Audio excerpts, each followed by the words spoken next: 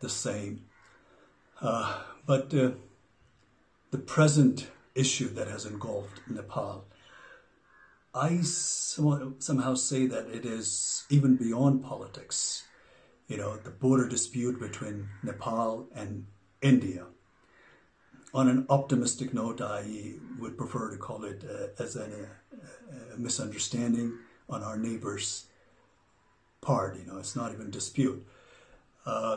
It's beyond politics because it has affected all of us. It has struck the raw emotional chord of every Nepali like myself, irrespective of our backgrounds, of our ethnicity, political affiliation, or religious belief for that matter. And after this incident,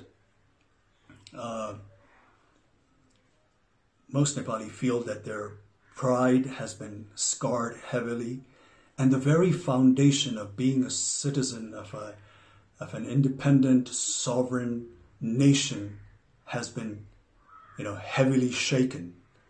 And this, of course, as we can see from the development of the current situation, is absolutely unbearable and simply unacceptable. Because, you see, this is a nation shaped by the distinguished gallantry exhibited by our forefathers, with the support of Nepali people of all backgrounds, all ethnicity. And I do not say that, in our history and in the past that we haven't displayed any weaknesses or compromises, but whatever sacrifices we have made in the past has been for one and only one reason, and that is to preserve and retain our independence and sovereignty. Therefore, the present landmass that we call Nepal has not been shaped without paying a price. Therefore, the territory of Nepal is something that the population of this nation, under no circumstances, are willing to compromise. And it's not a big deal, because I'm sure India India not only understands this very clearly, but also highly identifies with this emotion, because India itself has gone through an arduous struggle against the heavy-handedness of its colonial powers. But we do not want to dwell on unnecessary braggadocio. Like we said, we in the past, in history, we've had our weaknesses. We had, our share of shortcomings. There was a phase of ignorance. There was a phase of, absent of political will amongst the political parties of the day, or the display of apathy by our political leaders of that time for some reasons. And, the more than sporadic political and social turmoil over the years that took place in this nation, of course, has not been of any help. And also not to forget,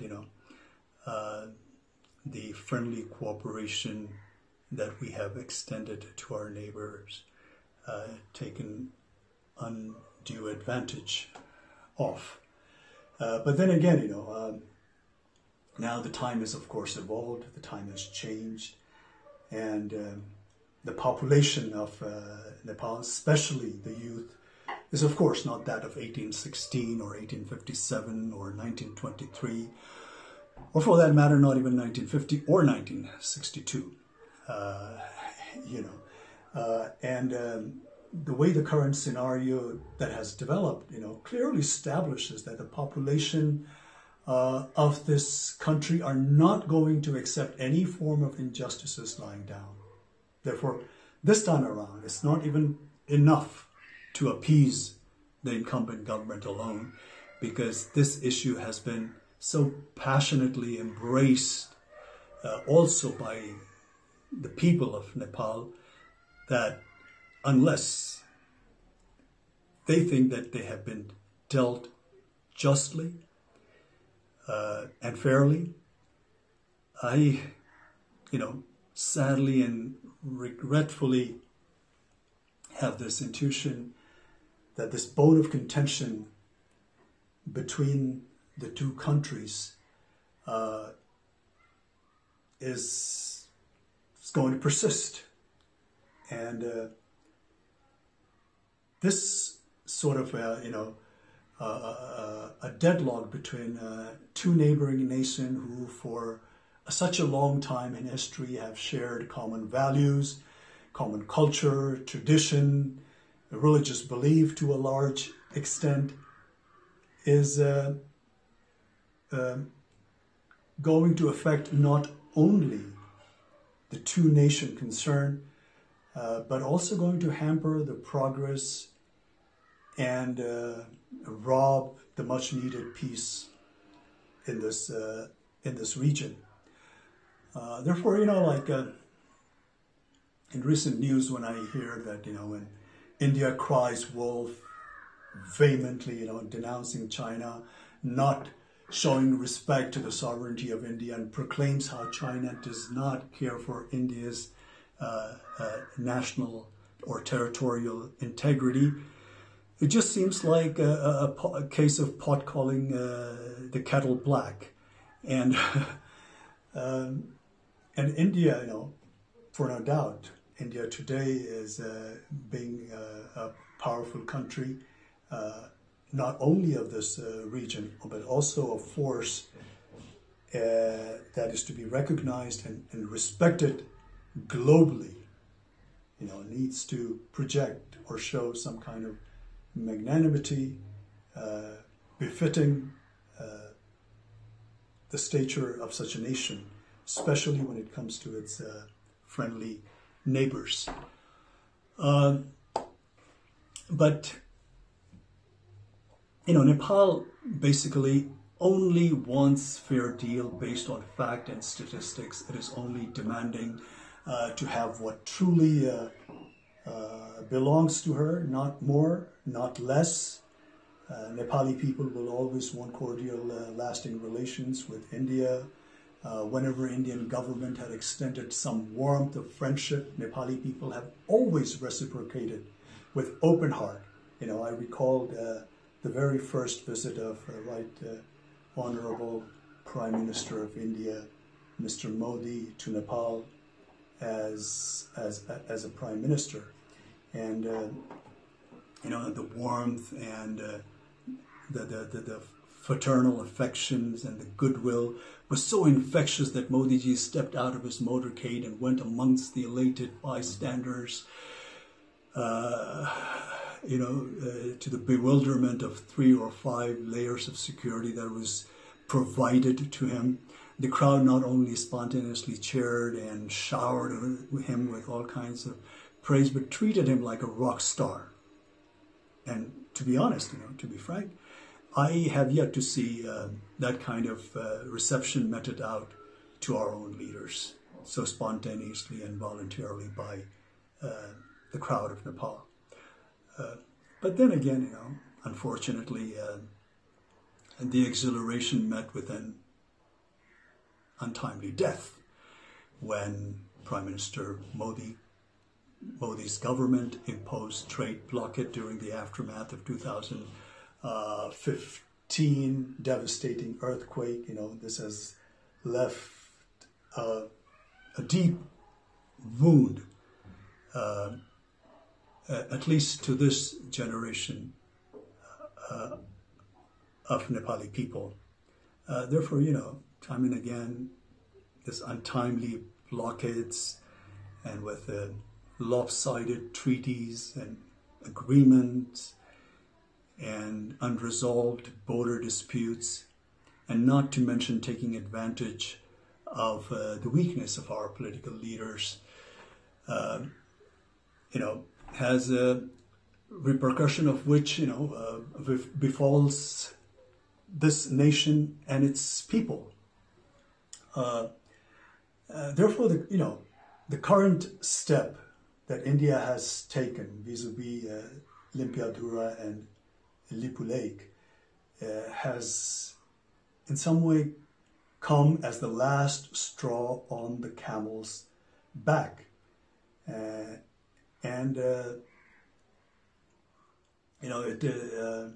It is not at all in the benefit of not only the two concerned nations, but also for the entire SAARC region, to say the least. It definitely not conducive for a nation like India that's marching ahead with global ambition, to have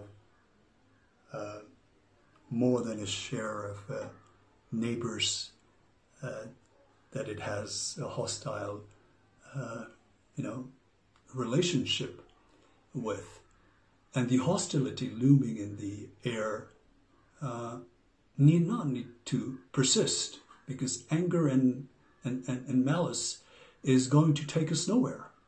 The consequence, of course, is going to be far more damaging for both the countries. And at this time of global crisis, in a pandemic like this, where the whole world is suffering, India, being a powerful country in the region, needs to respond to the need of their less fortunate neighbors.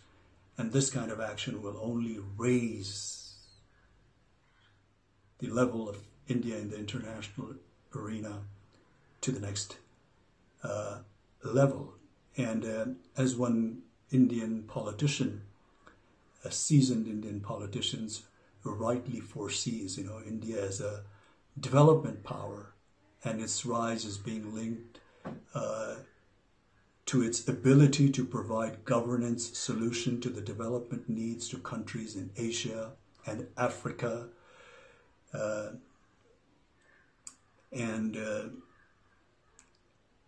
Also, just recently I was fortunate enough to hear the Prime Minister of India, Mr. Modi's address to his nation. I think it was on the occasion of Buddha Jayanti, and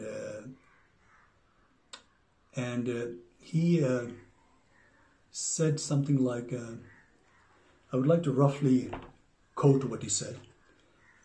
He said, we should always work with a sense of service only. When there is compassion, sympathy, then these feelings make us so strong that one can overcome the biggest challenge. So we here in Nepal only wish that Mr. Modi would overcome this challenge, not just with compassion and sympathy. Of course, we need that, but with all fairness and a good dose of empathy. Because we here in Nepal take the border, like I said, misunderstanding on an optimistic note, on the Indian part, with great deal of regret, and ask to return what is justly belongs to Nepal. All the historical evidence clearly points out, proves that Limpiadhura and Lipu Lake region is in all fairness part of Nepal. Therefore, as a country, as a nation, as the people of this country, we are just humbly requesting our friendly neighbor to look into the facts of the history, the statistics, and deal this matter with all fairness and justice, amicably, through cordial diplomatic channels, because this kind of antagonistic atmosphere in this region is not only not good for both the nations concerned, but for this entire region as well.